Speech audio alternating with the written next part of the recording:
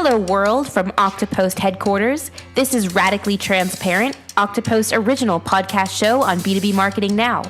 I'm your host today, Jennifer Gutman, Director of Social Strategy, and in most episodes of this podcast, we'll feature B2B marketing leaders who will share their radically transparent truths behind being a modern-day marketer or sales professional and what it takes to grow ideas, take risks, and impact change.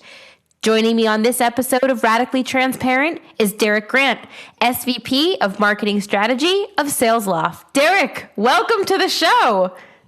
It's so exciting to be here. Thank you for having me. It's great to see another face during quarantine. I am calling in from the SalesLoft offices for everyone out in your audience. Remember those. And I was sharing that I've done a great job of keeping up with our plants. That is definitely seeing better days.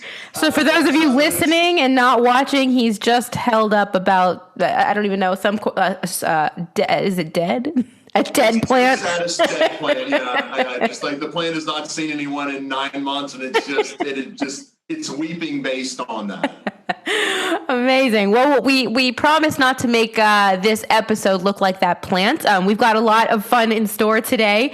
And with that, so what I have to say, Derek, and what I love about you on this show is that when I put your name, Derek Grant, into Google, I don't know if you've ever done that, but I get some of the absolute best tips, video presentations, interesting facts about driving sales. And I speak for myself as someone who came from the sales world. I have 10 years sales experience before switching over to the dark side of marketing. I couldn't be, right?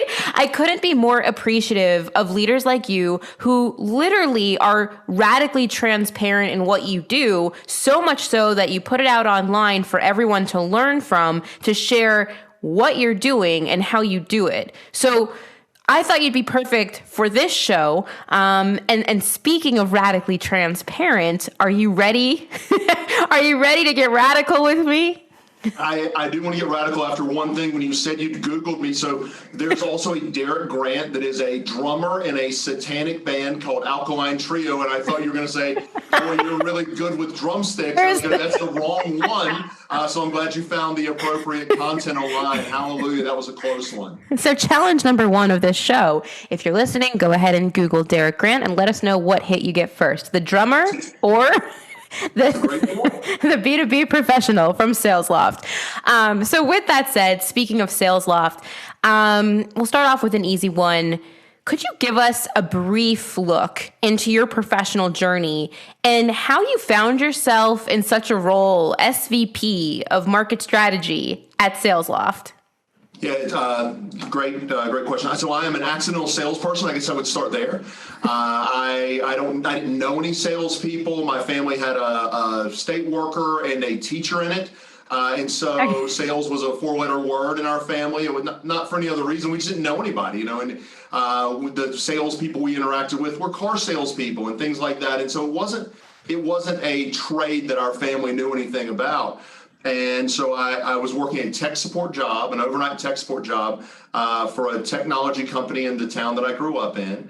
And I had done some project management, and I had done some technical training. And the head of sales stuck his head out of the office and said, "Hey, do you want to do sales?"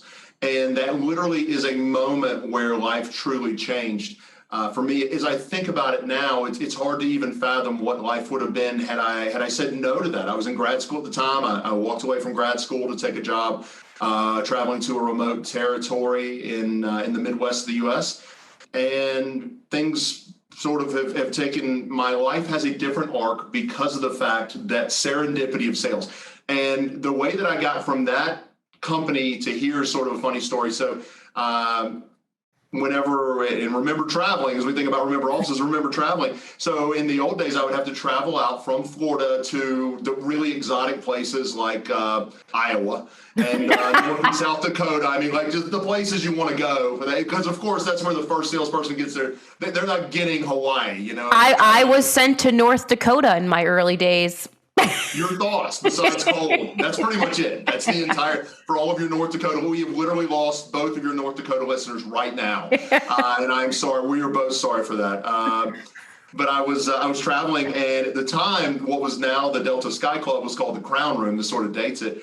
And I was confirming appointments, and I was leaving my number, and a person who never made eye contact with me wrote down my contact info over eavesdropped and said, "I want you to come work for us. I want you to stop what you're doing and come work for us." And it turned out it was a psychiatric hospital. So I'm a chief sales guy. I go from selling technology. I'm a chief sales guy at a psych hospital. A lot of people said I was actually a patient there, but I was truly actually trying to sell the program. I was horrible at that job. Got fired within a year.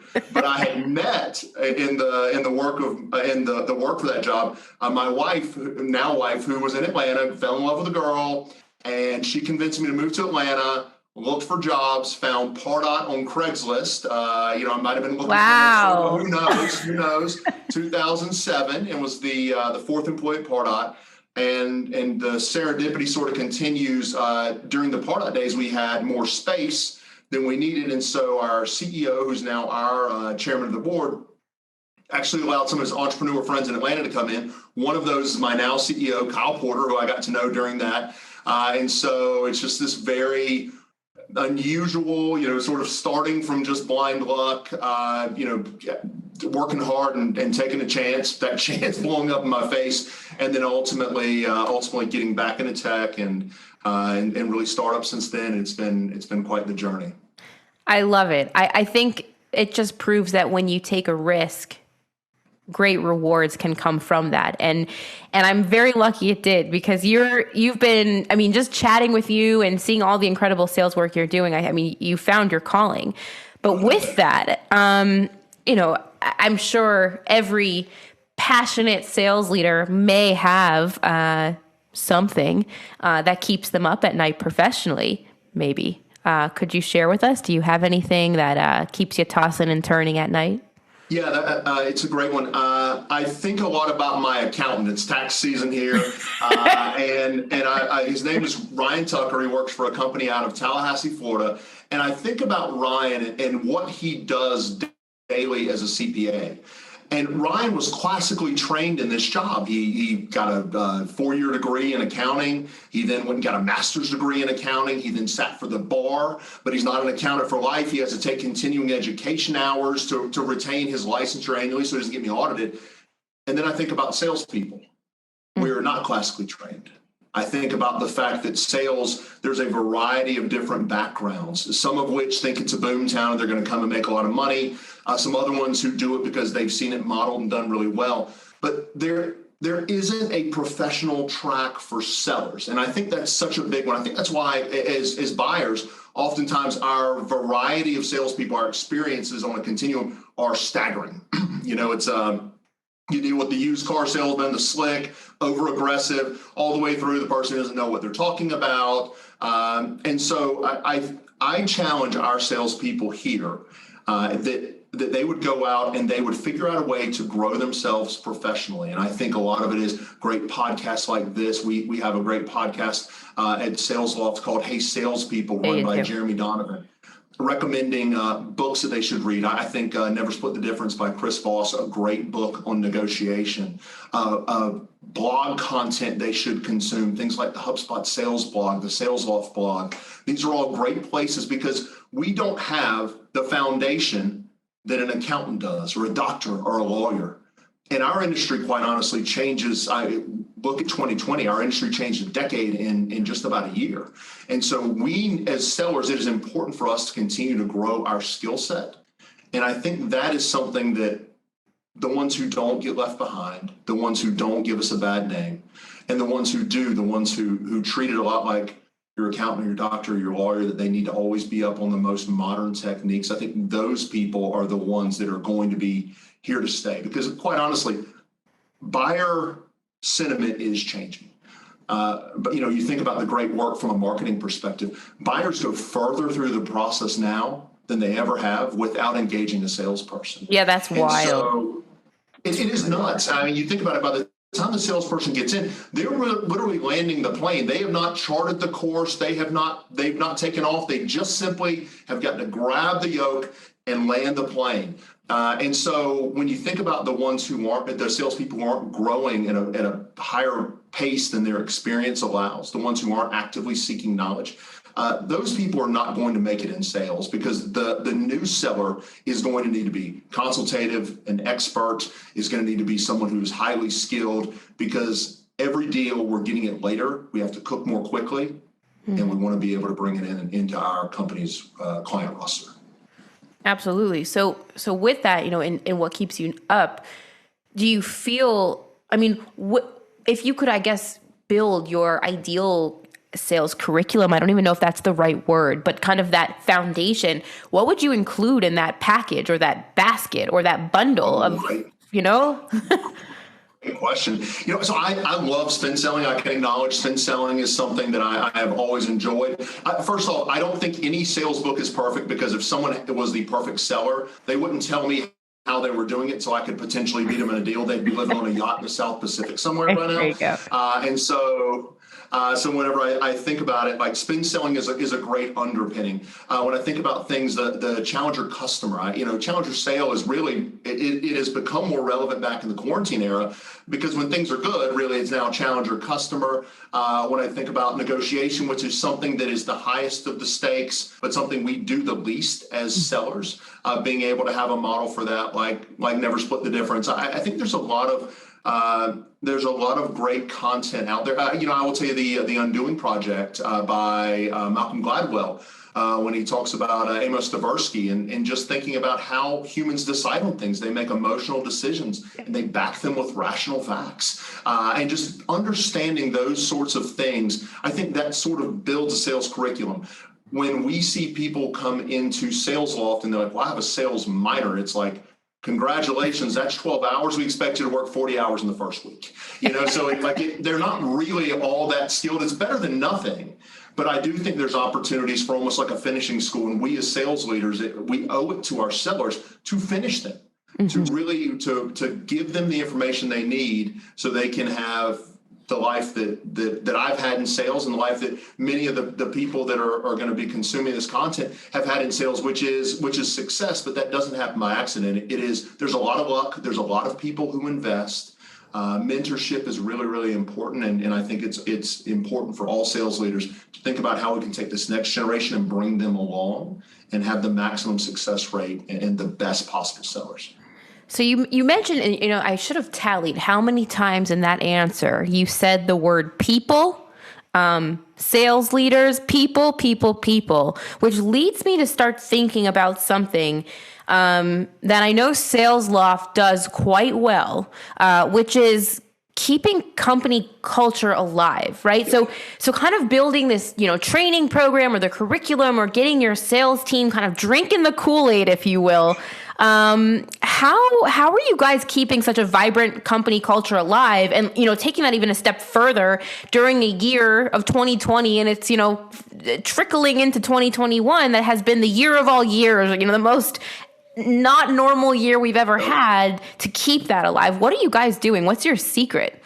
So I'll share the secret, I guess, but we should start by making the word people. Every time you hear people, it's a drinking game. Now everyone has to take a drink. I feel like hopefully people are watching this late in the day, or are listening to this late in the day. Drink of choice. For me? Yeah. So I'm a Tito's and water guy. I like to hydrate and dehydrate simultaneously. I feel like it's much more effective and efficient in that way, so I'm less hungover the next day. Fantastic. What's your poison? So we at Octopost actually have an official happy hour Octopus drink, which is the Moscow Mule. Oh, wow. So, okay, all right. So when happy hours come back and we're all in person, we'll have to get together and have some Moscow Mules. But back to the culture. So I'll loop back to the Moscow Mules here in just a second. So for us, we're such an in-person culture. There's a bunch of people in the office right now. We have some regulations. We got to wear masks whenever we step away from our desk. We are limiting capacity in the office, but our people genuinely like to be around one another. So 2020 was as I think about it, a place where our hugging, handshaking, happy hour type of culture was unable to manifest itself, particularly for new hires who had never been involved in the business. And so we just have had to be really intentional about how we're getting engaged with people. And so something that our company has done is I'm wearing a blue Apple Watch. We didn't have travel and we didn't have travel and expenditure budget. We didn't, we have lunch in the office every day. We didn't pay for that. And so there's been some gifting done by the company, things like everyone got an Apple Watch. And it wasn't just a flippant thing. It was tied back to a company health initiative. And we would all use the health app to be able to drive toward personal self-care in the apocalypse. And so there's that. We have done, there's been a lot of virtual happy hours. I think Zoom fatigue is a very real thing. And so I think people want to do that less. We've done virtual wine tastings. We actually did a virtual cocktail making session, which was awesome. It was making a blueberry rum drink. I forget exactly what the drink was, but bringing in experts and virtual game nights, like all these different things that are different than we're all sitting on a screen staring at each other and engaging. As we think about the new year of 2021, which to your point is sort of 2020 part 2, because there's not really clear line of sight who's get back. But yeah, a sequel that should not have been made. This is an unnecessary sequel. But like this year, we're doing an all-company retreat, which I think is great. As a matter of fact, what's happening out in our lobby right now is we are doing another gift drop to our employees that is aligned to our company charter for the year. And so a bunch of our marketing people are out there doing that. I'm going to, when I leave here, I'll go and help them assemble the care packages. We're just trying to really be more engaged with our folks. Slacks are fine. There's a lot of different ways to do it. I think different leaders pick different ways. Something that our SDR manager has done, I think, is really novel, is humanizing his weekend update. It's expected that we're going to have a weekend update in every department, that we share kind of what's gone well. And he does it as a video now, which is great because it's him. Because, they know of him, but they don't see him. He's not walking the halls anymore. We're also doing more frequent company all hands with Ask Me Anything sessions with our founders. Like, I think we're trying to lead with visibility. We're trying to model good behavior. And I think that we surprisingly have done better remotely than I would have thought. And so what's interesting about that, when I hear you explain, you make me, I want an Apple Watch. You make me want to join SalesLoft. Don't tell our CEO. But I'm curious because, you're sharing all these really awesome ideas and things that are taking place. Is this a top-down initiative, or is this a bottom-up, or is it like, where are these ideas coming from, and where is this culture being created from? Can you walk us through a little bit of that, and how, where can we start with kind of bringing this vibrant culture back to our companies? On culture, we have this idea here at SalesLoft that culture is modeled top down, but it is a bottoms up exercise. And so we think of culture as being the values consistently lived, that they really should form a perimeter for our behavior. And then if we sort of stray outside of that, then it should make us feel a little uncomfortable, like we're not really where we're supposed to be anymore. And so our founders are extremely intentional. We do what we call SalesLoft Star, where we honor people based on the values every week in our all hands. And so I think we want to make sure that the values stay front and center. A company that I had the opportunity to work with, and as part of Part, we got acquired by Exact Target, and they had a really strong culture. And they did something, and when they did it maybe I threw up in my mouth a little bit. They would say, because their company colors were orange, "That's very orange of you," and I was like, because it was different to me. But for them, that's how they would recognize someone living the values, and it was very normal for all of them. And so here we praise the values and we see them. I actually got value shamed about one of our founders recently. What is value shaming? Please enlighten me. It was the weirdest thing, because I was like, I went and I said, I see this thing, and this is a problem, and this is my perception. And what I expected him to say was, I agree with you. They need to clean it up over there. Instead, what the founder said was, well, it sounds like you're not filling the gap with trust. which is not very glass half full of you, which is the way it was one of our 5 values. And then at that point, you like have the facepalm moment of like, oh, all right. So yes, I don't know exactly what's happening over there. You're right. I should trust that they are doing the right thing. I should assume positive intent. And so it was super interesting. Value shaming that happened, and I feel like I'm a big part of the culture here. But yeah, it's a real thing. But they are it's just the modeling of those consistently. Even in a situation where I go and I want to find somebody to sort of to be mad with, you can't find those people. Instead, people are telling you that you're not actually living the values. And so, something for all the folks out there, and a really practical step, and something that I think is not wasted, is sitting down and codifying your values. And I can tell you that at SalesLoft, we initially stole, because R&D, rip off and duplicate, is a good way to start. You don't have to come up with some flash of brilliance. Positive, self-starting, and supportive. If you have those 3 things, that's a good place to start. But then what we realized is that there were people who had those 3 values, but they weren't necessarily thriving at SalesLoft. So then we went and we did a survey of the company and said, who here embodies the values? And we went and we got a punch list of sort of the top 10. And then we went and looked at what they were doing, and we found there were some other things, like they had a focus on the customer, they had a focus on results. And so we then added those to the values. But the values evolve and change over time, went from 3 to 6.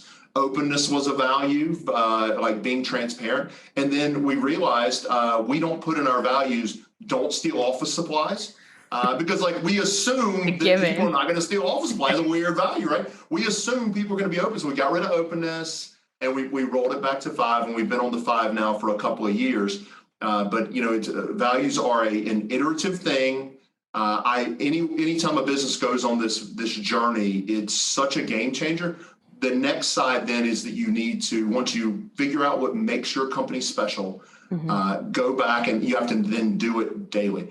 Good book on this, Netflix, Rules. Also the new Netflix book from Reid Hoffman. One of the interesting things they talk about is that instead of defining their values and then hiring to them, they did it backwards. They went out and they're like, we don't really have values. Like, what does everyone around here do that's awesome? And then that became their values. I like that. And so, there isn't necessarily a right way to do it, but it is the right thing to do, and it'll make a huge impact for your business.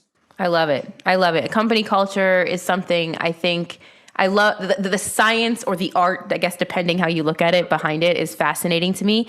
So I'm going to put the company culture hat to the side for a moment, because I do want to talk with you as someone in sales about kind of the shift that has happened from 2020 to 2021 with, digital first and just all things customer related, just throwing it out there, right? The bar for engagement in the buyer journey today is incredibly higher than it ever was before. It's almost exhausting. And I say that with love. But how are you guys and girls and the team over at SalesLoft interacting with your buyers in a meaningful way today? And how do you keep that momentum staying relevant in today's climate that is ever changing? And also, as I said at the start of this question, so high. So it's remember going to dinner with people. I think there's probably a moment where all the sales and marketing people should just say these words out loud. No one wanted to go to dinner with you to begin with. No one wants to spend 3 hours on Saturday with you golfing. You know what they'd rather do with 3 hours? Go golfing with their friends instead of a salesperson trying to hawk them something. So we think about a lot of these in-person interactions that we were having, and we thought of them as being part of a deal cycle. You're moving the deal forward. I think that this has given us the opportunity to step back and take a look, and we've seen deals continue to get done.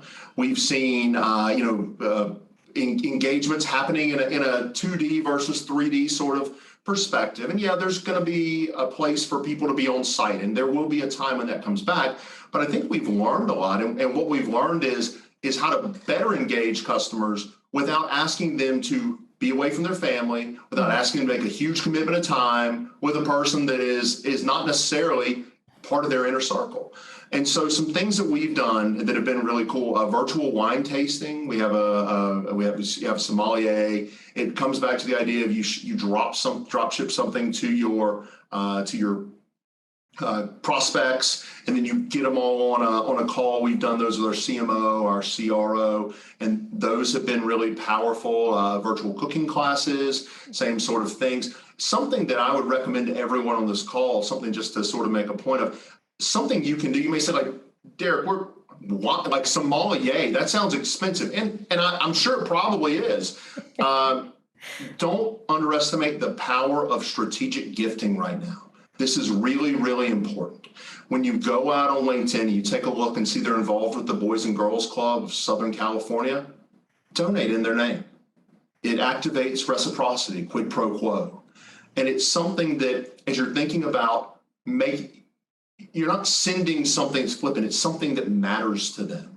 It's a cause that matters to them, and you're showing that you know them. Show me you know me, and you're showing them that you know them. So if you're trying to get up level to the executive in an organization, if you're trying to make sure that you are continuing to facilitate great relationships with your prospects and your customers, think about what matters to them and think about how you can give to them. And it doesn't have to be a lot. Remember, it's not your appreciation. It's a token of your appreciation. And if you can do that, it's something that we've seen really move deals forward and help us grow relationships and accounts. And so just do a little research, know them better, and just simply give to a cause that matters to them.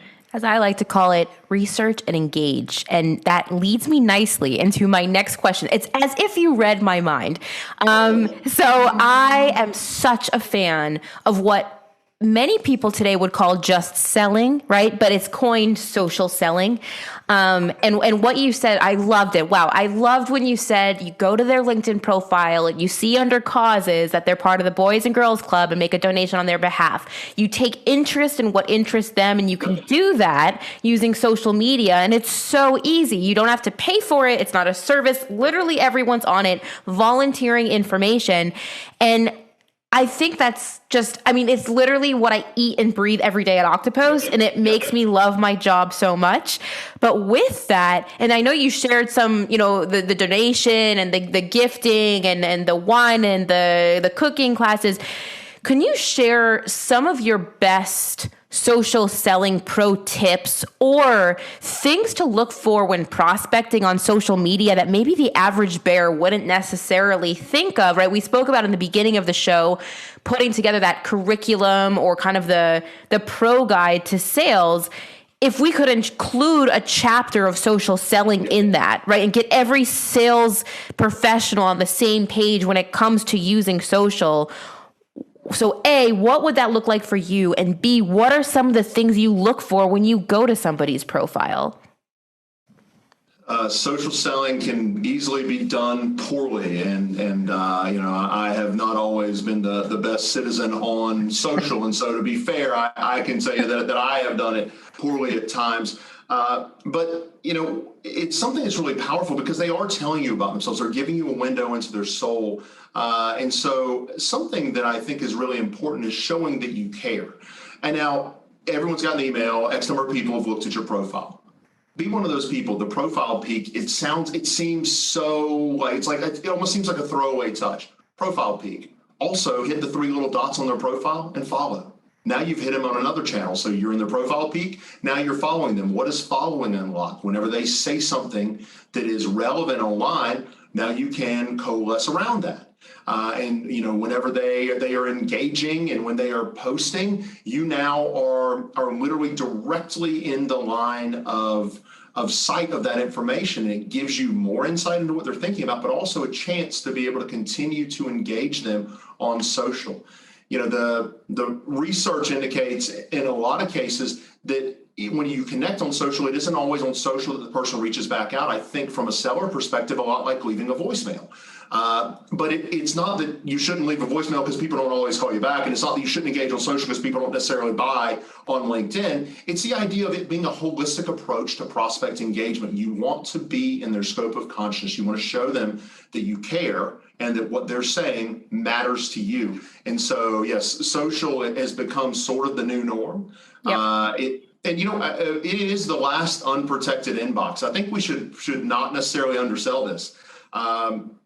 If you're selling to an executive at a large company, there's a good chance there's someone checking their mail. There's a good chance there's a gatekeeper blocking their phone. Guess where that person doesn't live? They're not logged into their personal LinkedIn profile. They're not in their social media accounts. And the reason they're not in their social media accounts, because that really becomes very personal. Even my LinkedIn profile is still sort of personal to me. And if you think about why that is, my take has always been so many people reach out from a recruiting perspective on LinkedIn that, I wouldn't want some sort of person seeing that or knowing that or intermediating that for me. And so I do think of it as an unprotected, ungatekept, unblocked inbox that is really there for the taking, and using it is really smart. Something brand Topo, they're now part of Gartner. They talk about a triple tap, and it is really important because it's engaging them on social, email, and phone within minutes of each other. And the idea, and it's super empathetic to the person too, because they can choose how they respond to you. They can choose the channel because you have literally you've cast a wide net with regard to this person. And so social is becoming more and more important. I like that, the unprotected inbox. I never thought about it that way. And there's no going on that way. Right, that's brilliant. You should trademark that or copyright that. That's pretty good. And anyone listening, I think that's a key to take back to your sales teams and to take back to your day to day, and just think about social as an unprotected inbox, and it's a gold mine. So with that, we have a few questions left, and I know time is dwindling down together. I want to ask you about productivity, because I think one of the biggest challenges that 2020 has brought that we have seen is we're all working from home or, snippets in the office. Staying productive is really tough. I mean, there's tons of distractions, whether it's your Slack or your WhatsApp buzzing or your kids banging on the door while you're on a Zoom call or on your Zoom call. So what words of wisdom could you share for the marketing and sales leaders listening in when it comes to driving highly effective and productive remote teams? And what can we learn from SalesLoft? Because you guys, like I said earlier, you guys really are doing something right. Thank you. So I think fundamentals haven't really changed. We have not necessarily adopted them to this new normal, but the facts are we may not ever go back to the before. It will only be the after, which is going to be sort of a modified version of the before. The number one thing that I always coach our leaders on, the number one thing that you can do to get someone fired is to not pay attention. Not to be checked in, not to be in the foxhole with them. Because what ends up happening is a lot of times, particularly in sales, if we're not paying attention and we're not looking at leading indicators, we find ourselves at a lagging indicator perspective, and then it's immediately on to pip and out of the business. And so being able to be really connected to what they're doing on a daily basis, and I don't think on a micromanaging perspective, I think that's really important, but just something that we have done, something that I instituted last year was the not phoning it in report, and we just would distribute to sales stack ranked in reverse order the people who at 3 p.m. had made the lowest number of calls.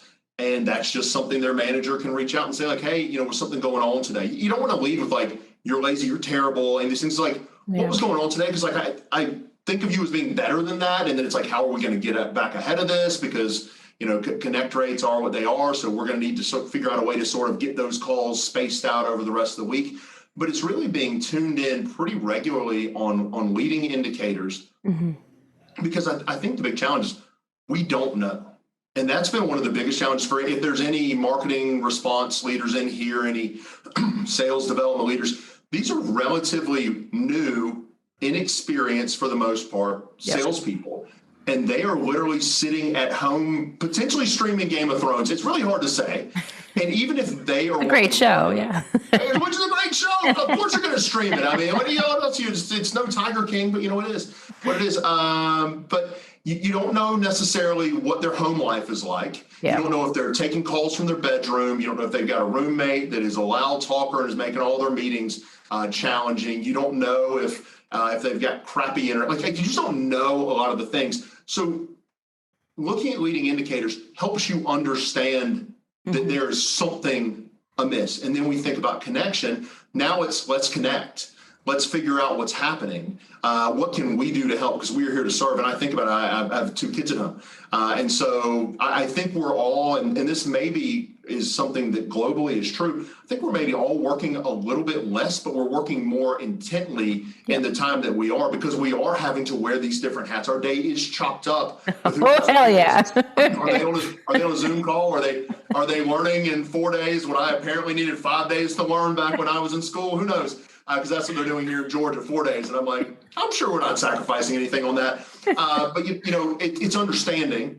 It's figuring out how to best support them in that. Yeah. I think there's a radically candid moment, which is like if you feel like they can control the controllables and they're just choosing not to. Yeah. Better to say, like, this is concerning. This is going to become more concerning if we see this behavior continue. What you want to do is you want to give them plenty of time to course correct, because if you can be there with them early. And when I think about young sales leaders, sales leaders of young sellers, yeah. They have the best job. They are going to be the voice that seller hears in their ears for the rest of their career. And so go in and make them do the work. Go in, make them get better every day. Go in and do these things, because you are literally determining the trajectory of their sales career. But I think part of it is first knowing if they're doing the work or not. And then if they're doing the work, is it effective? And if it's not effective, we can coach around maybe different models. And then if they're doing it, they're not effective, if they're not doing it, they're not effective, then it's like we need to have a hard conversation. But it is just simply hold people accountable to do the work. And if we have to do it at night, I think about that's a lot of my life now is, it's like dealing with the kids, you may not always be able to squeeze everything into the day. You're held accountable to the work. It isn't necessarily the time. It used to be a time thing. It'd show up at this time, you leave at this time, maybe had lunch at this time, and you still went home and worked at night. But it's like now, because it is less about a time commitment and more about a work commitment. So just hold people accountable to do the work part. I love it. And really holding people accountable for the outcomes, the successes, and getting your hands dirty as a leader. And I really got chills hearing what you just shared. So that I like that answer. My last question for you, actually, I'll call it my last question. It's like a question and a half, I'll say. But my last question. So I Googled you. That's no shame. I do it to all my guests. I looked you up on social, found out a lot about you, Derek. What's one thing you can share with us that we cannot learn from your LinkedIn profile, or if we Google your name? Well, you would find out I'm not the drummer in you're not the drummer. That's the one thing we can definitively say. And occasionally people be like, hey, great show last night. I'm like, wrong guy. I wish I rocked it last night. I do not. I am very, very not rock. So a big thing that we think about here at the company is bringing your whole self to work. And it's like, and I think we're seeing it now in the quarantine era, maybe more than ever, because the things that the personal things, they aren't separate from your professional life. They are now bleeding together. And I have always heard that, and I choose not to do it. And here's why. As a sales leader, you expect a certain thing. I think of like every buddy cop movie back in the 80s. The lieutenant would always walk out and scream at everybody. And it just like, it's this idea of like what the police lieutenant is. So I execute against an ideal of what people expect a sales leader to be. And that's high dominant, high influence, always on, ready to engage over anything. And the truth is that's just a mask that I wear. I put it on every day when I go to work. And at the end of the day, I'm pseudo exhausted from being someone who I'm not. Actually, I'm not being authentic, which is unusual to say. I'm very quiet. I'm very, very reserved. I'm very, my wife and I can sit on the sofa and really, say 15 words with each other and know that we're both loved. And so, I think the thing that is most sort of surprising to people is that what they see is not necessarily what is truly deeply there. It is a facade. It is me doing the role of the job in the profession that chose me. I didn't choose, but it chose me. And so that's one of the things that I think people don't know. is that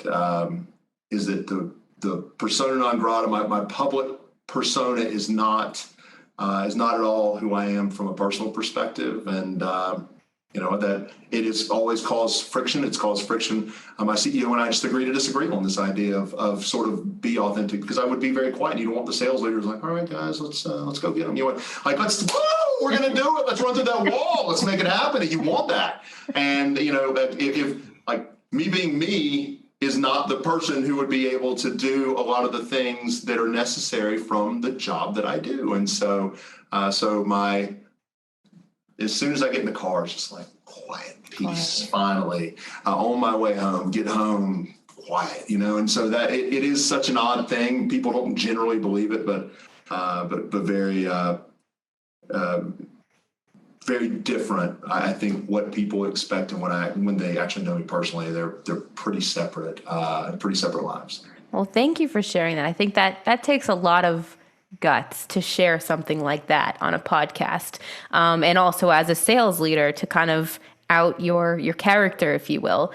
So thank you for sharing that, and I really appreciate that insight. I think many of us can relate that you come to work, you put your work hat on, and whatever role it is you need to play, you play, and you may not be that person at home, which is complicated now because we're working from home.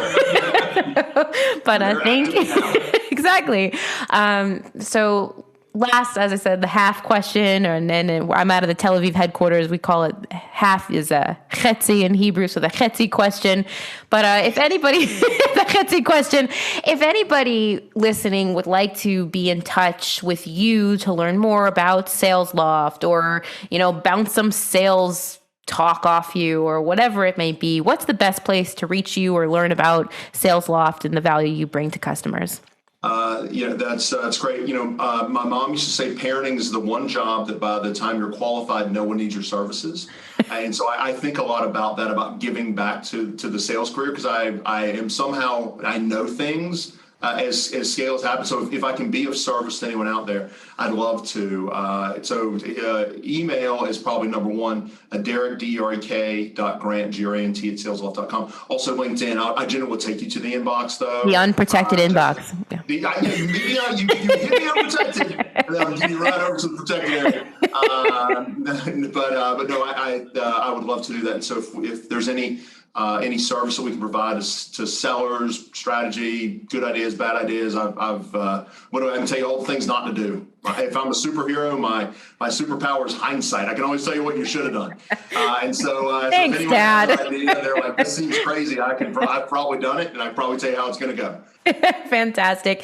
Derek Grant, thank you so much for, this was a blast, and thank you so much for the energy, the quiet, and the insight, and we look forward to having you back in season 5. Outstanding. Thank you very much, and have a wonderful day. Everyone be safe out there. Thanks for tuning in to the Radically Transparent podcast, brought to you by Octopost, the only social media management and employee advocacy platform architected for B2B. I'm Jennifer Gutman, your host and director of social strategy here at Octopost. And if you love today's show, we'd love if you subscribe, rate, and give a raving review wherever you get your podcasts. For more discussion on B2B social media marketing, be sure to follow Octopost on LinkedIn. And of course, to gain access to all our free social media marketing and employee advocacy resources, head on over to our website, www.octopost.com. Until next time.